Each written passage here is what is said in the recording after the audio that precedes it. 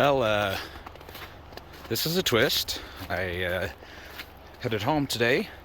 Figured I would stop at the Newberry Caldera to see the Obsidian flows. And it snowed. It snowed a lot. And to be fair, when I woke up in Weed this morning, it was 18 degrees. So definitely glad that I didn't camp last night. But yeah, didn't expect the snow. Good thing I brought my hiking shoes. Now see, don't get me wrong. I've been here before, a time or two. I actually climbed the cone over by the lake one time with a good friend of mine on our trip down here. But every time I'm here, I've only been here like 2 or 3 times. But the times that I have been here, I'm always really impressed on the scale of these flows. And in normal circumstances, these would be a lot shinier because of the volcanic glass. And as we work up the stairs, I'm sure we'll find a piece or two that we can show you. Although no take, because we are on a national monument, so just like Mount St. Helens. But I am always impressed by the geology of the area and how stuff like this works. Because as we climb up here, we see our first close evidence of that volcanic glass. And yes, it's just as shiny in person as it looks on the camera. So, Newberry cone is right over there. I think that's Paulina Peak over there, if I remember right.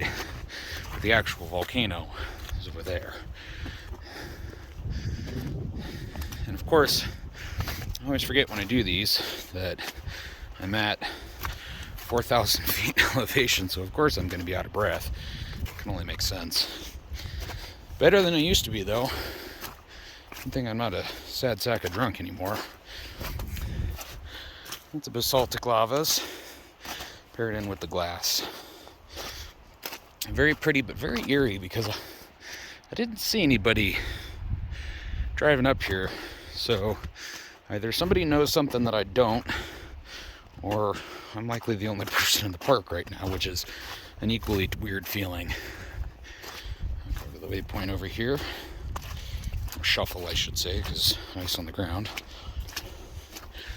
And yeah, scale is always something that's really important that I try to show when I do videos like this and take photos and all that good stuff. Because you can tell somebody a flow is a couple hundred feet tall, but to actually convey that is a completely different story. And as you saw, it's not a hard trail to get up. It's some stairs, and that sucks, but other than that, it's a pretty easy trail to walk on when there's not, an inch of snow on the ground. Definitely more of a summertime location. But I'm going to walk around a little bit more, see if I can find anything exciting, and if I do, I'll continue the video. Alright, well, I've climbed up a little bit further, and now we're starting to get into the goods. Good sized pieces of glass, too. I mean, foot for scale, and I'm a size 12. And what's always interesting to me is that despite these being pretty big, they don't weigh all that much. Mostly because it's glass, effectively. But I promise this stuff is just as shiny in person as you're seeing on the camera. Here's a couple good little pieces. Again, no take, being in a monument, but gorgeous. Always exciting to see stuff like this, because Newberry is kind of an outlier when it comes to Pacific Northwest geology, in the fact that you'll notice most of our volcanoes in the area are stratovolcanoes. That beautiful conical cone that you think of, Mount Rainier, Mount Baker, St. Helens before, St. Helens. And so Newberry kind of bucks the trend and is what's called a shield volcano, and it erupts a much different type of magma that kind of flows. It's more of Hawaiian style eruptions rather than the typical explosive eruptions that you see out of other Cascade volcanoes. And of course, I'm sure over the last 37 million years there's been other examples. Wow, look at that piece right there. That's cool. But yeah, over the last 37 some odd million years, or 36 million years, you know, I'm sure there's been other examples of basaltic flows like this, but Newberry is the one that we get to realize during our time here on Earth. And so for us, observing this kind of stuff is pretty unique and pretty enjoyable. And I must stress that under normal circumstances, this trail is not hard, again, a little rocky, but if you take your time, no reason you can't get up it. But goddamn, the snow and ice makes things a little difficult. But the gorgeous pieces of glass as we go make it worth it. And of course, we get a little bit higher. You can kind of see the lake, or what would be a lake over there. And we came from just down over there. And when you look off to the left here, you can see all these kind of little black patches that stick out. Those are all good examples of beautiful glass that exists up here. We'll keep walking a little bit more. I got to keep these short little recordings short and warm my hands back up because it's probably in the low 20s right now. And who knows, I may be one of the last people to come up here for the 2022 season, because as I drove up here, despite there not being anybody seemingly in the park, I saw no cars. You never know, there may be a ranger poking their nose somewhere. There's a good little display down over there. So yeah, let's get to the top of this flow and I'll come back, I promise.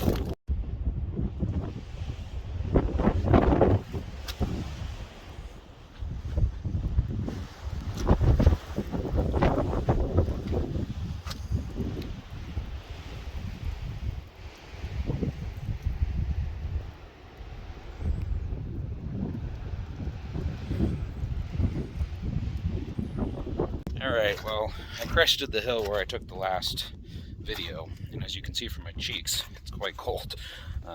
Wind is picking up and it's starting to snow, so I can take a hint. Show some more pretty stuff on the way down, because you never know. But yeah, I picked a bad time to come up here, if you will. Always a good excuse to come back. Just like me. I would pick, now of all times, for it to start just dumping snow on me as I come down the trail. Never fails.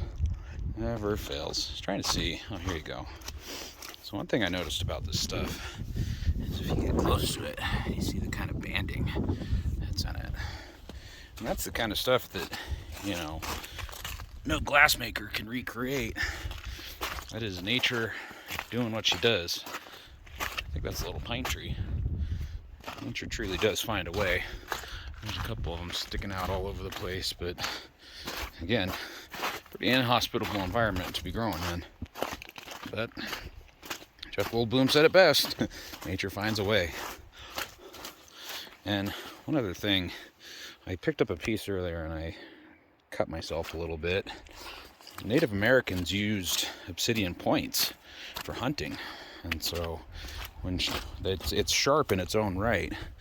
And take a look at that little guy, little formations on that. That's pretty cool. But yeah, so Native Americans using obsidian points was huge.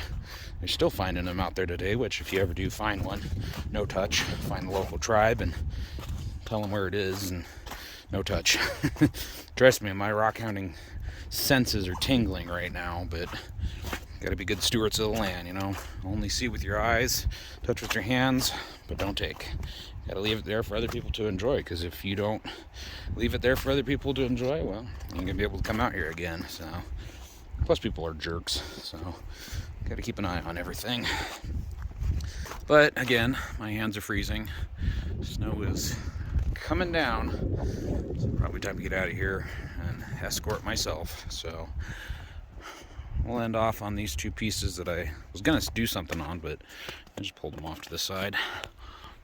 Really pretty, again, more of that banding. And then on that guy, it's a magnificent piece. I'll set you back down there. Let somebody else enjoy it. Away from Newberry, off to the next spot. Till then, we'll see you soon.